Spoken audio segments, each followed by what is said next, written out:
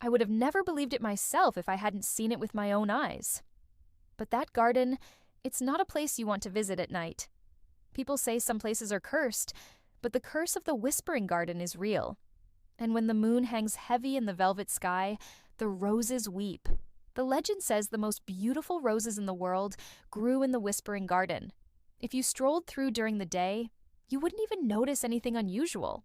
You'd see rows upon rows of blooming roses, each flower more gorgeous than the next, filling the garden with color and perfume. The air around them would sparkle with motes of light dancing in the gentle breeze. If you stood still, you could hear the bees buzzing lazily from blossom to blossom. It would seem like a normal, lovely garden. But that is, if you didn't hear the whispers. Some say those whispers were carried on the wind or born from the rustling of leaves. Others say they came from something far darker, something trapped within the roses themselves. No one knew what the whispers meant, only that they were there, just beyond the edge of hearing, weaving between the petals of the roses like restless spirits. There were other rumors, too, tales told by nervous young lovers who had snuck into the garden after dark, only to run away in terror before sunrise. They claimed that when the moon was full, the garden changed. The roses, bathed in moonlight, unfurled their petals and revealed the faces of those trapped inside. Some said the faces were beautiful, sad, pleading. Others described them as contorted in pain, screaming silently, begging for help. Most agreed they were trapped forever within the thorny prisons of the roses, doomed to bloom with their torment. Most people dismissed these stories as nonsense, but then strange things began to happen. Villagers started finding dead animals tangled in the garden, caught in its thorns. Sometimes they found human bodies too, pale and stiff, their life force seemingly sucked dry and left with glassy eyes staring sightlessly into the heavens. Still, no one suspected the truth. The stories of the Whispering Garden became a local legend, a campfire tale used to scare children into behaving. But two friends, Michael and Sophia, didn't believe in fairy tales. On the edge of town, close to the fields where grain ripened in the summer sun, sat the entrance to the Whispering Garden. Built of ancient stone overgrown with creeping vines, it looked more ruin than masterpiece of architecture. A weathered sign hung beside it, proclaiming in faded paint, "Beware the Rose." For a moment, Michael laughed. "A warning," he said, nudging his companion. "How ridiculous!" Sophia shrugged. She had heard the rumors, but she wasn't afraid. Not for herself, anyway. But seeing the superstitious fear in the eyes of others, she understood why people avoided the garden at night. The first rays of twilight were painting the sky in hues of orange and purple when they reached the iron gates. The garden lay silent, but as they stepped inside, the roses stirred.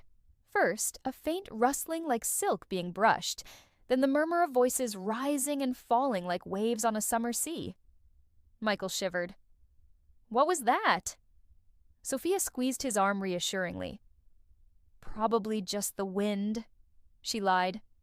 Even as she said it, she felt a prickle of unease on the back of her neck. Rows upon rows of roses stretched before them, glowing faintly in the gloom like embers in a vast, dark fireplace. Crimson, ivory, gold, deepest purple, every color imaginable swirled around them, climbing and sprawling in a riot of blossoms and thorns. The closer they walked, the louder the whispers became. Now they were distinct, clear. "Let me out!" they cried. "Set me free!" Sophia stopped, her heart pounding against her ribs. "Michael," she whispered urgently, "we need to go." But it was too late. Something was coming. Unfurling petals parted the darkness, revealing a face framed by thorns. Pale skin, dark eyes, lips moving soundlessly. Then another rose opened, and another, until the entire garden was awash in faces, all whispering, all reaching. A choked sob escaped Sophia's throat. "Michael, look!" she cried, gesturing wildly at the tormented faces. But he was entranced. He reached out, his fingers brushing the soft velvet petals of a crimson rose. In an instant, the entire garden blazed with blinding light. Every rose unfurled its petals. Every face turned towards him and whispered in unison. Then the thorns closed around his wrist like a vice. Michael screamed, his voice echoing across the garden. The rose he had touched tightened its grip, pulling him closer, its thorny stem digging into his flesh. With a final ear-piercing shriek, Michael crumpled to the ground, his body contorted in pain. terror lent Sophia speed as she rushed to him. "Michael!" she cried, shaking his shoulder frantically. "Wake up!" But he didn't stir. The rose that had latched onto him glowed faintly, its petals unfurling slowly. Tentatively, Sophia reached out and touched the soft velvet. A face appeared, beautiful yet tormented, framed by thorns. Large, dark eyes stared back, brimming with sorrow. And then Sophia saw the whispers snaking through the petals, writhing and twisting like serpents. The face whimpered, its mouth opening and closing soundlessly, and Sophia understood. The whispers weren't just trapped in the roses. They were the roses. The beautiful blossoms were sentient beings, imprisoned within their fragrant prison. And when the moon hung heavy in the sky, they wept. In anguish, Sophia pulled her hand away, but it was too late. The whispers had found purchase and were seeping into her mind, wrapping around her thoughts, chilling her to the bone. The garden beckoned, promising sweet oblivion from her torment. She stumbled forward, drawn to its embrace like a moth to a flame. As she stepped closer, she saw Michael lying on the ground, his chest barely rising and falling with shallow breaths. Panic constricted her throat. Was this what awaited him? This terrible fate? Desperation lending her strength, she dragged him away from the roses, away from the whispers, and ran. Through the dark, she fled, stumbling over roots and stones hidden in the undergrowth, not daring to look back, only running, hoping to escape the garden's grasp. Finally, the trees thinned, and she burst into the pale light of dawn. Gasping, she slumped against a tree, glancing back at the whispering garden.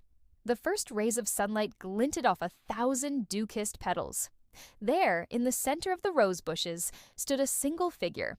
Startled, Sophia shielded her eyes, squinting against the glare. As she watched, a rose unfurled its petals, revealing a face framed by thorns. It was Michael. His eyes stared sightlessly ahead, his expression fixed in eternal torment. The whispers slithered through his features, twisting and turning like serpents. With a strangled cry, Sophia stumbled back. But before she could flee, the garden drew her in. She struggled against its pull, but it was no use. Michael's eyes, filled with unspeakable sadness, locked onto hers. The whispers intensified, reaching out, beckoning. And Sophia knew she couldn't escape. As she stepped into the garden, she felt the whispers wrap around her, pulling her towards the roses. She tried to scream, but no sound escaped her lips. The roses, vibrant and alive, reached out, their thorns digging into her arms, their petals enveloping her whole. The garden welcomed her with open thorns, ready to claim her as its own. In the end, only a single crimson rose remained, standing proudly amidst a sea of white petals. It glowed softly, a gentle light emanating from its core. Hidden amongst its thorns, a single teardrop glistened, reflecting the fading starlight. Within its heart, Michael's eyes stared sightlessly, whispering eternally.